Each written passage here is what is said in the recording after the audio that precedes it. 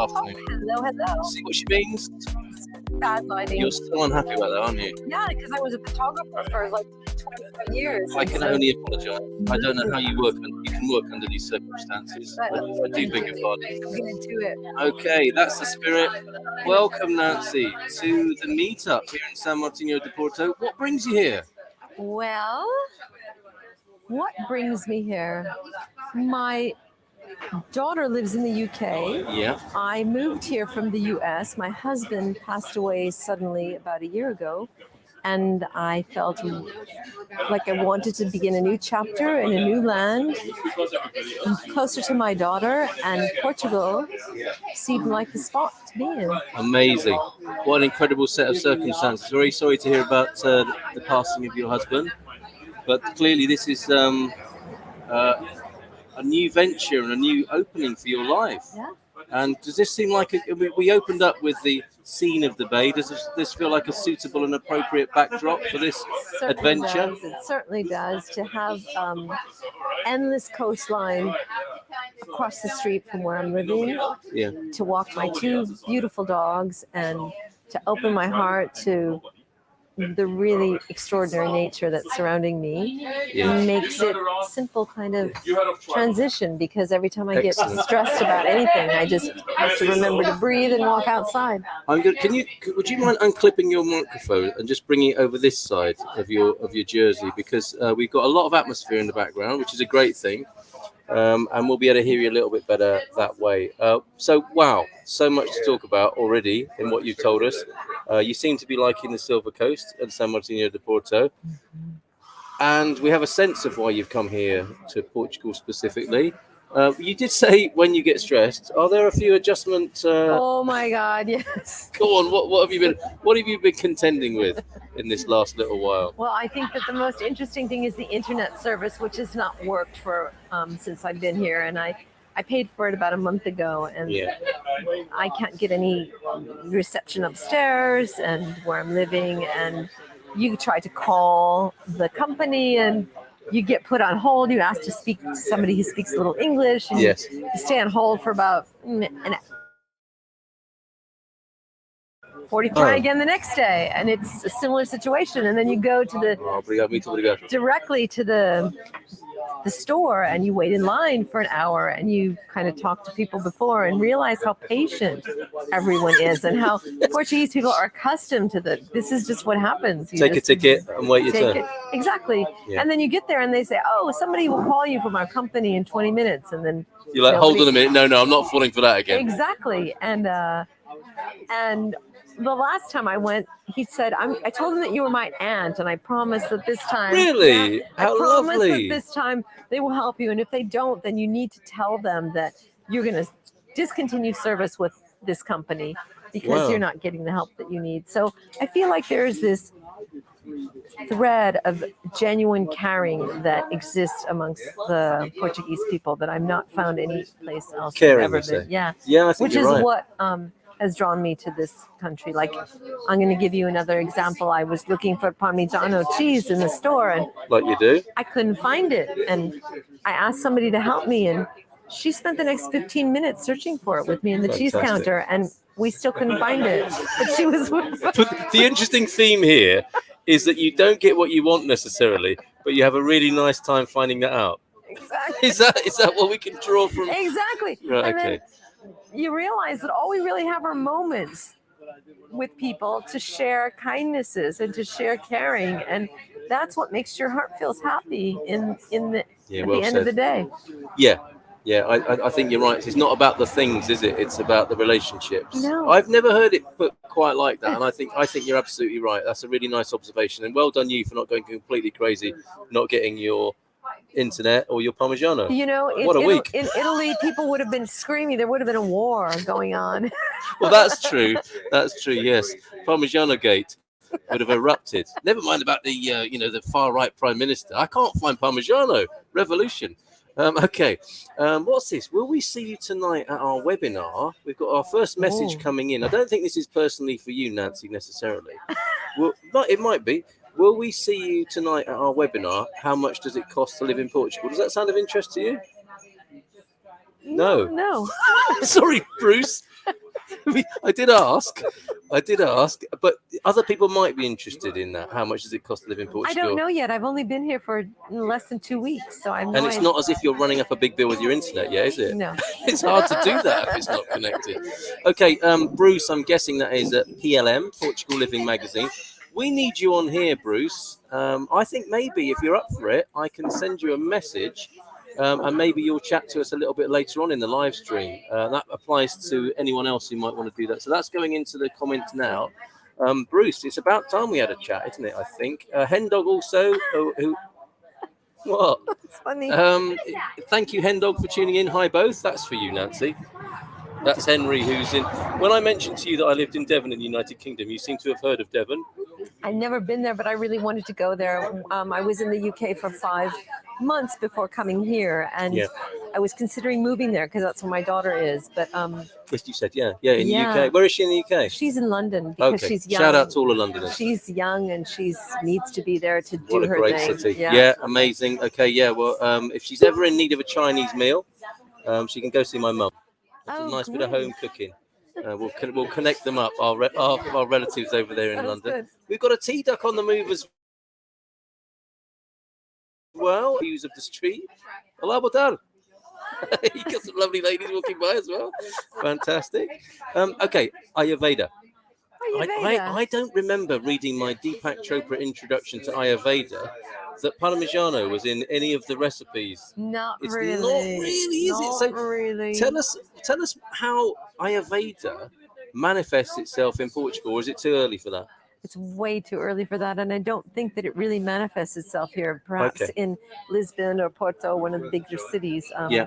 But I'm here, and I'm happy to share all the knowledge and wisdom that I've gained from this ancient 5,000-year-old art of relying on yourself to heal yourself through lifestyle choices, through diet, through. Well, and people have the audacity and gall to call it an alternative or new age therapy. Not at all. It's older than anything we've had for the last 200 or 300 years, isn't it? Exactly. Of course it is. And although I'm making a little bit of lightheartedness about it, I'm a massive fan. You know, I remember studying a little bit of Ayurveda, the constitutions, the Kapha, Pitta, and Vata constitutions. Yeah. Vata constitutions. Yeah. We're all made up of elements, and so it's just really being attuned to what your body needs and what your body you are nourishing your brain, you're nourishing all the systems in your body, your nervous system. Which is how every MD ever starts a consultation, right? You're made of elements. Let's see what your individual constitution is like. Not. They don't do that, do they, in don't modern do medicine? that at all. Okay, so I'm looking forward to talking to you in the future when you may have established some sort of Ayurvedic practice here. You could be. First, I've got to settle. Yeah, I'm not rushing you. We know how this works. Look, Mrs. Emma's just tuned in. This is my wife, Louisa, at home. She will be... Look at this. Who is your lovely guest? She will have been hooked by the fact that we're talking about Ayurveda. We've got the lovely pictures from the beach from T-Duck. Thank you, T-Duck.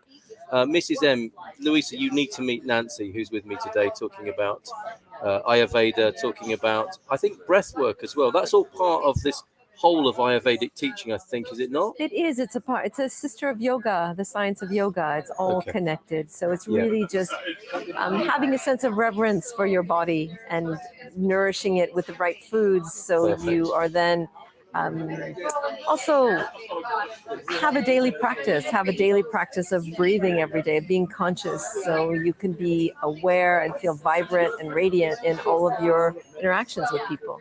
You're fully present. That sounds good. And I love meeting your lovely wife and sharing some time. Well, we'll do that. We'll definitely do that. You've got to meet Nancy here. We've also got Mark Rigby, Ola Carl and guest. That'll be Nancy. Can't stay long, have to catch the metro. Needs must. Pavo de Vagim over there. And when we said hello to Louisa, she waved to the camera. Bless you. She's a bit tired. She was up early talking to Bali earlier this morning. And Ubi, always great to have Ubi on the show, tuning in via the live stream. I like grocery shopping in Portugal too. This is going back to the Parmigiano, I think. One of three here. Of the time I got complimentary language. Oh, you get complimentary language tutoring when you shop in Portugal. Exactly. Yeah, you get barked at in Portuguese as well, which is probably an interesting experience. we'll come to the dogs from Spain in just a moment, talking of barking. And the time checkout is uneventful. I'm not sure what that means there, but there's always something to learn when you're new in Portugal and in the supermarket, I think, and not least that stressful moment where they fire words at you, saco, contribuinte, cartão, all those sorts of words. It's really good. It keeps you on your toes. Look at that. I forgot I wasn't on a live call with a guest. Looking forward to meeting you soon, Nancy. There you go. You already have a fan here. Love that. And my favourite part of being asked if I'm English, my favourite part is being asked if I'm English. I always take that as a compliment, and it's quite rightly so. Ubi, I hope you say, I most certainly am, my good man. And just leave it there with an enigmatic British smile with wonky teeth. Okay, so what? You're hilarious. I love that. Okay, that's material stolen directly from Austin Powers, really, isn't it? The wonky teeth thing. Anyway, breath work, being present, being in the moment. There are many people I would love to introduce you to here in Portugal who I think are connected with this really important work at the moment. You know, mindfulness. This is the time, isn't it? I think, with so much weird stuff going on in the world, so much conflict, polarity, for us to center, to become more mindful. You have been doing this for years, by the sound of it. Yeah. Tell us about your practice and how you came upon it, if you don't mind. I came very close to. I was very stressed out. I was being a new mom. I had a successful photography business, and I was just working all the time because I love doing photography, and I started to feel not well health-wise, and ended up having a dissection of my carotid artery, which almost caused me to die. And it was during that time that I realized what a blessing it was to be alive, to have a life. And I decided to go deeper into, that's what brought me to yoga and Ayurveda, to really just take responsibility for my lifestyle and the choices, and to de-stress, and brought me to having a daily practice of yoga and meditation, and it completely turned my life around. And now I feel that it's just part of living in our culture today is just knowing that is essential in order to be present, to be fully present, and to be a magnet of loving other people. We have to first love ourselves. We first you're talking our sort of language here, responsibility to the choices that we make and how we set up our day every day. And it's beautiful to wake up with the sun and to have a practice that sets the tone for how you go about organizing your day. May I pry a little and ask you what that looks like day to day in the morning? What do you do, and how easy is it for somebody else? I mean, invariably, you know how these things work, serendipity. Somebody will be watching this either now or later and thinking to themselves, oh my God, that is exactly what I need. I'm at that place in my life. What Nancy's saying right there sounds like, yes, I so need that. Can people incorporate this? Can they find out? I mean, you must have had to find out. Absolutely. You just have to choose it. Are you going to choose to lean into knowing that you don't have to suffer anymore, that you can choose to lean into a practice, the power of your own breath that's going to enliven you, that's going to open your heart to the preciousness of life. And the best time to do it is first thing in the morning. I know it sounds hard because a lot of people like to sleep in, or a lot of people have to rush off to go to work. Yes.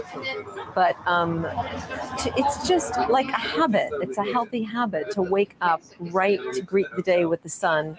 And of course that changes seasonally. Yes. And set that space in your house where you're going to return to every day. You're going to sit every day in that spot and bring a sense of reverence to it. Light a candle. Do something that makes you feel like you're devoted to something bigger than yourself. You're not just doing it for yourself. You're doing it for the greater good of everyone. Well, that's quite a positioning. Yeah. Yeah. And a context. And then there's simple breath. We don't breathe fully. Most people don't breathe fully through their... Ain't that the truth? Yeah. Yes. So when you become conscious of how to do that, you start feeling this whole sense of relaxation.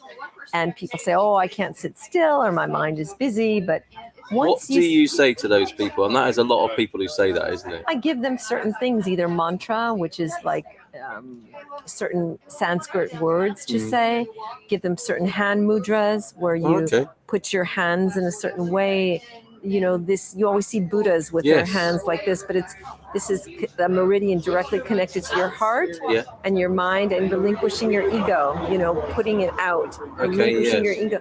And you sit like that, and it something just happened to me while I was doing that. Yeah. I mean, these are electrical circuits, aren't they? We are energy. We are all energy. Yeah. So we're bringing that energy of our self out and releasing it, opening to.